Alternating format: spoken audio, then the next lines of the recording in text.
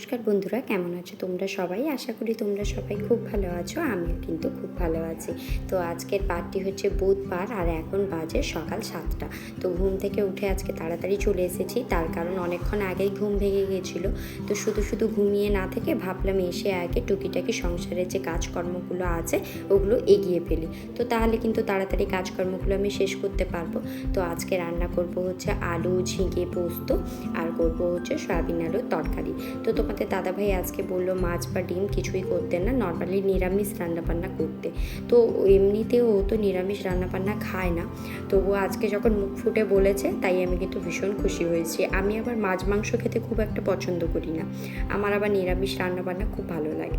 তো তোমাদের দাদাভাইয়ের জন্য বিয়ের পর থেকে আমাকেও প্রত্যেক দিন মাছ মাংস খাওয়া অভ্যেস করতে হয়েছে।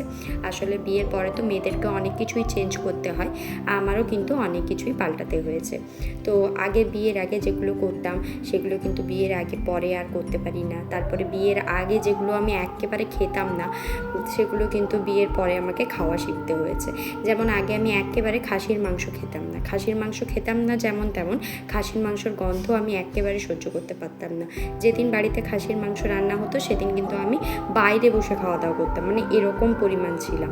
তো তোমাদের দাদাভাই বিয়ের পরে ও খাসির মাংস খেতে ভীষণ পছন্দ করতো। তো ওর জন্য আমি যখন একা খেতাম না তখন ও বিরক্ত হতো, বকাঝকা করতো। তো ও নিজেই জোর করে একবার আমাকে খাইয়েছিল, তারপর থেকে একটু একটু খাওয়ার পরে সোনা পাপা হওয়ার পরে একদম ভালো মতো শিখে গেছি খাসি মাংসটা খাওয়া। কিন্তু এখন আবার তোমাদের দাদাভাইয়ের খাসি মাংসে অ্যালার্জি ধরা পড়েছে, তো ও খাসি মাংস খেতে পারে না, তবুও মাঝে মধ্যে খায়। তো রেগুলারলি আর এখন খাওয়া হয়ে ওঠে না। আগে যেরকম মানে সপ্তাহে একবার করে খাসি মাংস হতেই, এখন কিন্তু সেরকম আর হয় না। যেহেতু তোমাদের দাদাভাইয়ের মানে অ্যালার্জি ধরা পড়েছে, তো ও একেবারে কমই খায়, মানে ওই 1 মাস 2 মাসে একবার করে খাসি মাংস খায়। তো কিছুদিন আগেই একবার খেয়েছিল, তো তাতে কিন্তু ভীষণ পরিমাণে অ্যালার্জি হয়ে গেছিলো। তো এখন বর্তমান বন্ধ আছে। তো এই যে দেখো, এদিকে কিন্তু আমি কিন্তু প্রথমে তেলটা দিয়ে তারপরে একটুখানি 5 ফোড়ন দিয়ে তারপরে আগের দিন তো কেটে রেখেছিলাম ঝিঙে আলু, ওটাকে কিন্তু দিয়ে দিলাম। তারপর একটু নুন হলুদ দিয়ে ভালো করে নাড়াচাড়া করে ঢাকা দিয়ে দিলাম। তো এরপরে কিন্তু আমি পোস্তটা কিন্তু বাটবো। তো পোস্তর ভিতরে আমি কিন্তু 2-3টে শুকনো লঙ্কা দিয়ে দিই, তারপরে একসঙ্গে করে বেটে যখন এটা একটু হালকা ভাজা ভাজা হয়ে যায় ঝিঙে আলুটা, তারপরে কিন্তু আমি মানে পোস্ত বাটাটা দিয়ে আর কি তারপরে একেবারে ফুটিয়ে নিই, তাহলে কিন্তু দারুণ সুন্দর খেতে হয়। তো তোমরাও একদিন আমার মতো বানিয়ে খেয়ে দেখো, তারপরে কিন্তু আমাকে একবার কমেন্ট করে জানিও যে কেমন লেগেছে। মানে এইভাবে পোস্তটা বেটে একদম তরকারি নামানোর একটু আগে দেবে, ভালো করে ফুটিয়ে নামিয়ে নেবে শুকনো শুকনো করে। তো এদিকে কিন্তু ভাত চাপিয়ে দিয়েছি, তরকারি চাপিয়ে দিয়েছি, তারপরে সোনা পাপার জলের বোতলগুলো পরিষ্কার করে একদম ছিপিটিপিগুলো ফুটোতে দিয়ে দিয়েছি। তো ছিপিটিপিগুলো জলের ভিতরে ভালো মতন করে গরম জলে ফুটে গেছে। তো এবারে ছিপিটিপিগুলোকে ভালো করে তুলে রেখে দেবো। তো ভালো করে জল ঝরিয়ে নিয়ে তারপরে জল ফুটিয়ে ঢেলে নেব। তো সোনা পাপা কিন্তু এখনও ওঠেনি, মানে মাঝখানে উঠেছিল, আমি আবার ঘুম পাড়িয়ে দিয়ে চলে এসেছি। তো তোমাদের দাদাভাই ওর কাছে আছে, মানে ওর কাছে ঘুমিয়েছে। যেহেতু ছোটো বাচ্চা, ওকে কিন্তু একা ছেড়ে আমরা আসি না। আমি যদি সকালবেলা রান্না করতে চলে আসি তোমাদের দাদাভাই ওর কাছে থাকে। তো ও কিন্তু আছে, ও ঘুম থেকে উঠে পড়েছে বেশ অনেক সকালেই ঘুম থেকে। আর এখন তো বেশ ভালো মতনই গরম পড়ে গেছে, মানে একটু বেলা হয়ে গেলে রোদ দিলে তো ভীষণ পরিমাণ গরম লাগে। আর গরমকালে আমাদের এই রুমগুলোতে এত আরাম লাগে কি আর বলবো। যেহেতু একতলা, তারপরে হচ্ছে সাইডে একটু গাছপালা আছে, মানে যে রুমটা আমাদের লিভিং রুম যেখানে আমরা থাকি আর কি, মানে ঘুমোই টুমোই, মানে যে রুমটায় আমাদের খাটটাটা আছে ওই রুমটা ভীষণ পরিমাণ ঠান্ডা থাকে। তো দিনের বেলা একটা মাত্র মানে পাখা চালালেই হয়ে যায়, তবুও গায়ে কিছু একটা ঢাকা নিতে হয়, এত পরিমাণ মানে ঠান্ডা থাকে রুমটা।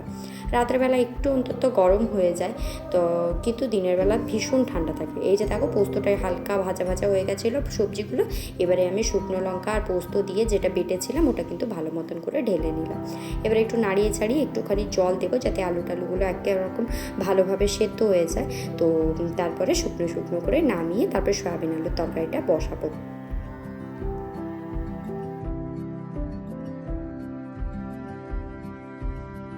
ওদিকে তো তরকারিগুলো হচ্ছে, তাই ভাবলাম যে আমি প্রত্যেকদিন সকালে যেটা খাই ওটা তোমাদের সঙ্গে একটু শেয়ার করি। এই যে কিশমিশ ভিজিয়ে রেখেছিলাম গ্লাসে, ওই জলটা এখন আমি খালি পেটে খেয়ে নিচ্ছি। তো এটা কিন্তু আমি এই 15 দিন হলো কন্টিনিউ খাচ্ছি। তো রেজাল্ট কেমন পাওয়া যায় সেটা তোমাদের সঙ্গে অবশ্যই শেয়ার করবো, তবু ভালো লাগে, খারাপ নয়। তারপরে সোনা পাপ্পা উঠে পড়েছিল, সোনা পাপ্পাকে একটু জল টল খাইয়ে ওকে একটুখানি রেডি করে দিয়েছি, ওর বাবার সঙ্গে একটুখানি ঘুরতে যাচ্ছে। তো দেখো, আমাকে কিন্তু টাটা দিয়ে চলে যাচ্ছে, আর এত কথা শিখেছে। ও ও বলছে মামা আমি তোমার জন্য চকলেট আনবো, চচো আনবো, এইসব বলছে। তো এই যে দেখো তোমাদের দাদাভাই ওকে নিয়ে বেরিয়ে গেল ঘুরতে, আর ঝটপট করে বাকিটুকু রান্নাও আমি সেরে নেব। তো এই যে দেখো এদিকে কিন্তু আমার হয়ে গেছে সয়াবিন আলুর তরকারি, এটা কিন্তু একেবারে নিরামিষ আদা জিরে বাটা দিয়ে। আর এদিকে করেছে হচ্ছে ঝিঙা আলু পোস্ত আর গরম গরম ভাত। এই হচ্ছে আজকে রান্না বান্না। আর তোমাদের দাদাভাই টিফিনে তোমাদের দাদাভাইকে বানিয়ে দিয়েছিলাম হচ্ছে ওটস। তো একেবারে রান্নাঘরের কাজকর্ম সেরে এখন এসেছি হচ্ছে বিছানাপত্র গোছানোর জন্য। তো তোমাদের দাদাভাই তো সোনা পাপাকে নিয়ে বেশ অনেকক্ষণ আগেই চলে এসেছিলো।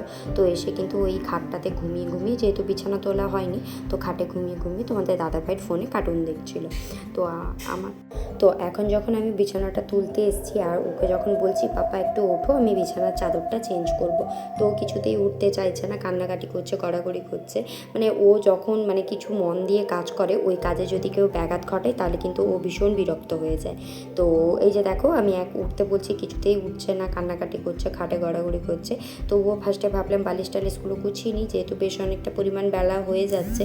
তো তাই ভাবলাম তাড়াতাড়ি করে আগে মানে বিছানাটা গুছিয়ে নিই। তো দেখো এক পাশ দিয়ে বেড কভারটা নাড়িয়েছি আর ওকে বলছি যে তুমি আরেক পাশে যাও, কিছুতেই যেতে চাইছে না। তাই তোমাদের দাদাভাইকে ডাকলাম। তো তোমাদের দাদাভাই তো চান করতে যাবে, রেডি হয়ে গেছে।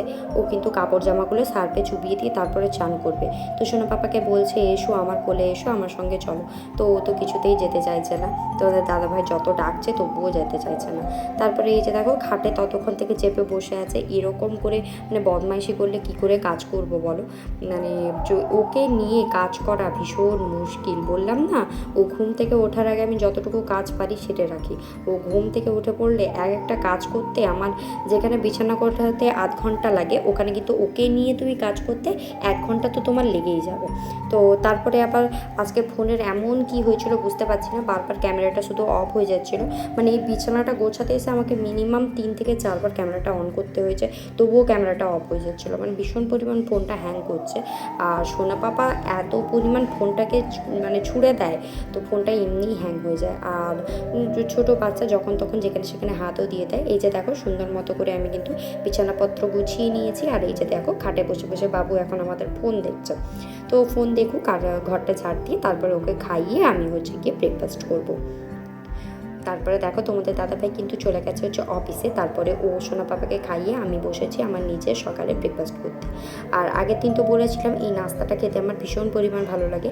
আর তোমাদের দাদাভাইকে শুধু বলতে হবে যে এই জিনিসটা আমার ভালো লাগে, তবে ও প্রত্যেক দিন ওই জিনিসটা তোমার জন্য নিয়ে আসবে। তো ওকে একবারই বলেছিলাম যে নাস্তাটা খেতে ভারী সুন্দর, নাস্তাটা ভালো লাগে।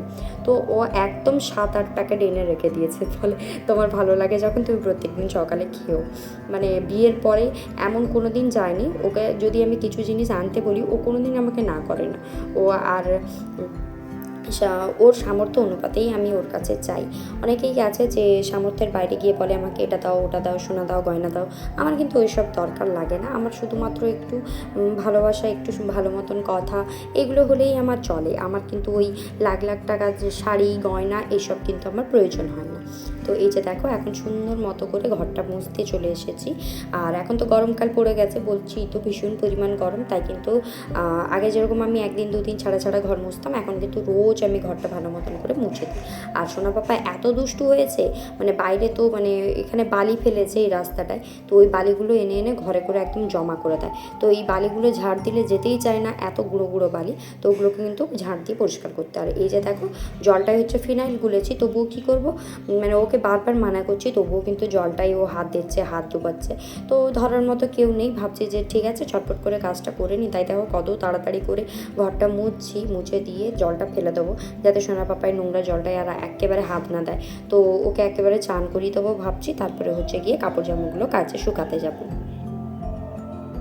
তো সোনা পাপাকে চান করিয়ে জামা কাপড় কেচে নিয়ে আমি চলে এসেছি হচ্ছে ছাদে। এখানে সমস্ত জামা কাপড় ভালো মতন করে মেলে দেবো। আর কি পরিমাণ রোদ, মানে ওই আধ ঘন্টা মতো ছাদে ছিলাম, তাতেই মনে হচ্ছে চামড়া যেন একেবারে পুড়ে যাচ্ছে। তো যারা প্রত্যেক দিন বাইরে বেরিয়ে কন্টিনিউয়াস কাজ করো তাদের জন্য তো ভীষণ পরিমাণ কষ্ট এই গরমকালটা। শীতকালে তো তবুও যাই তাই করে চলে যায়, কিন্তু গরমকালে কি পরিমাণ কষ্ট হয় মানুষজনের বাইরে বেরিয়ে কাজ করতে। আমরা তো ধরো একটু কাজ করি, একটু ফ্যানের তলায় বসে পড়ি, আমাদের ততটা মনে হয় না, কিন্তু যারা মানে কষ্ট করে বাইরে বেরিয়ে সারাদিন রোদে দাঁড়িয়ে থেকে কাজ করে তাদের জন্য তো ভীষণ পরিমাণ কষ্টকর ব্যাপার। তারপরে দেখো সন্ধ্যাবেলা তোমাদের দাদাভাই ঠাকুর প্রণাম করছিল, আর তোমাদের সোনা পাপা দেখো আমাকে, ওর পাপাকে, সবাইকে প্রণাম করছে। আর এটা কিন্তু ও রোজ করে, তো শেয়ার করা হয় না, তাই আজকে একটু তোমাদের সঙ্গে ছোট্ট করে শেয়ার করে দিলাম যে ও কী করে, কী মানে শিখেছে কি বলবো। ওকে কিন্তু এইসব কেউ শেখায় না, ও নিজে থেকেই এইসব জিনিস শিখেছে। তো তারপরে রাত্রে রান্না করেছিলাম আলু, বেগুন, মাছের তেল দিয়ে ভাজা, আর পটল আলু দিয়ে মাছের ঝোল। তো আজকের ভিডিওটা এখানেই শেষ করছি। কেমন লাগলো অবশ্যই বলুন।